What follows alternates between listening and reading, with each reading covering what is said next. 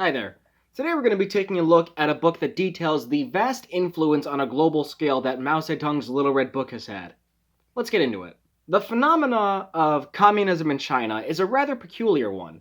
Whereas the selected works of various communist theorists and leaders have been essential readings for various communist parties, the enigma that is quotations from Chairman Mao, of course also known as the Little Red Book, has arguably been one of the most influential texts in the 20th century communist movement and the modern-day communist movement. Edited by Alexander C. Cook, Mao's Little Red Book, A Global History, analyzes the influence of the text within China itself, various Third-Worldist movements, Europe, and even the United States.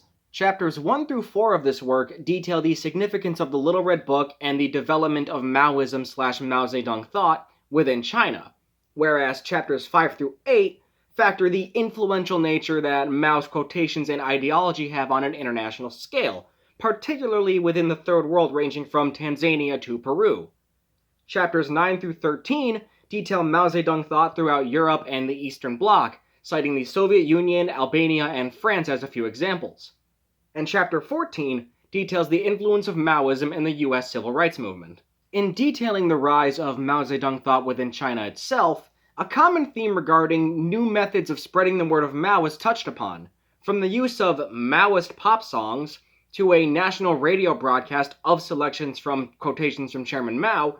The reader sees a culmination of what's known as the spiritual atom bomb, and it's referenced very often in Chapter 1. The necessity of the spiritual atom bomb that is Maoism/Mao Zedong thought culminates in the attempts to overcome a language barrier in promoting the ideology of Mao throughout the First, Second, and Third Worlds, with a sufficient number of sources effectively displaying this chapter, at the least, to be based entirely in fact. The internationalist tendencies of the Chinese communists is detailed through the rigorous efforts to ensure the quality of translations of the Little Red Book. To quote the text, "The Central Compilation and Translation Bureau took charge of translations into English, French, Spanish, and Russian. The International Department was responsible for Japanese, Vietnamese, Burmese, Thai, and Indonesian. All the other languages went to the Foreign Language Press." The effects of the Little Red Book in Europe, particularly in the Soviet Union and Albania, details the ideological splits within both the Sino-Soviet split and, while not explicitly addressing it, the Sino-Albanian split.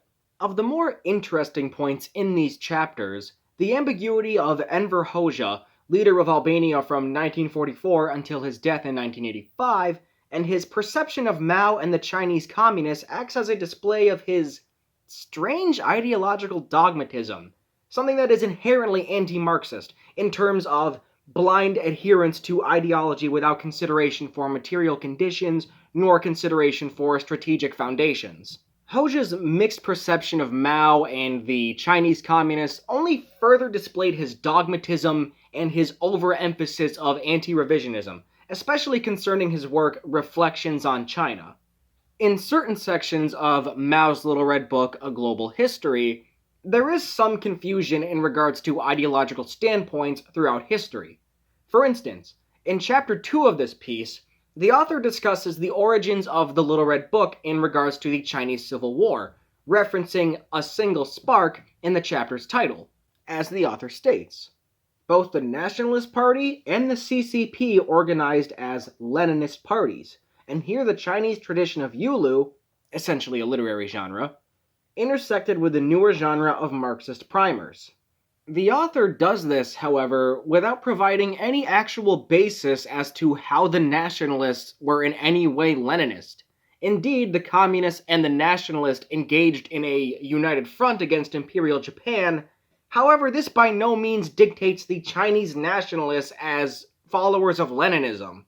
The virulent anti-communism as expressed by Chiang Kai-shek makes this claim all the more strange, seeing as how Chiang would be rolling in his grave if he knew there were people conflating his party with one of the more popular and scientific forms of Marxism.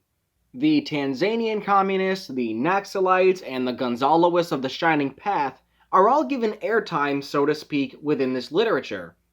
These are by no means examples of Maoism, or in the case of the Shining Path, Maoism Third-Worldism, that should be glossed over. However, there are Maoist organizations to this day that are either waging people's war or have gained some modicum of state power. For example, the Nepal Communist Party being a unification of a Marxist-Leninist and a Maoist Communist Party, along with now being the leading government of Nepal. The NCP's rise to power came only after more than 2 decades of struggle. Surely there's plenty of information regarding communism and Maoism in Nepal that could be touched upon. Additionally, the Maoist guerrilla forces in the Philippines waging people's war against Duterte and the Philippine government is omitted from the text. The Communist Party of the Philippines has been fighting since the late 1960s and has been engaged in people's war since the 1970s. Nepal and the Philippines are almost criminal omissions from this study given their respective stories of direct struggle. Mao's Little Red Book, A Global History, is indeed a decent-sized read with a significant amount of information. However, it is unfortunate to see that this global history doesn't touch upon the more active aspects of this global history prior to publication, along with the influence of Maoism and the Little Red Book within the history of these particular movements.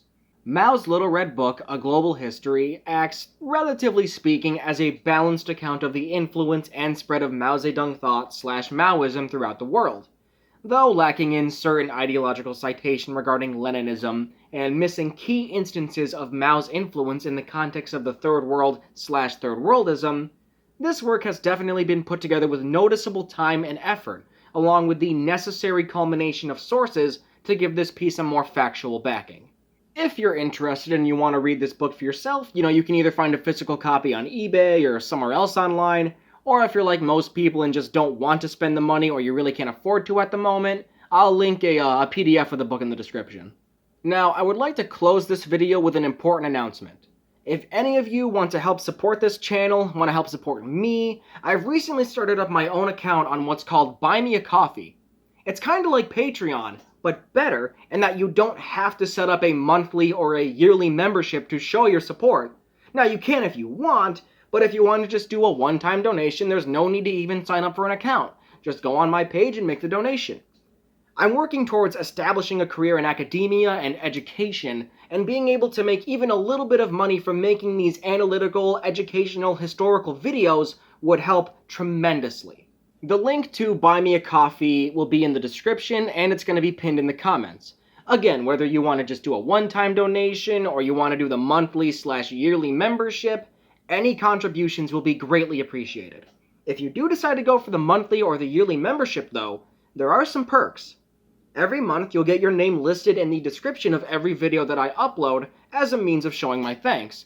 Plus, I'll send out a list of recommended readings, ranging from blog posts, books, academic articles, and anything in between. These are just preliminary perks. In time, I'll be trying to, put together a few more rewards for those who decide to go with one of the memberships. My name is Jymee. Thank you for watching.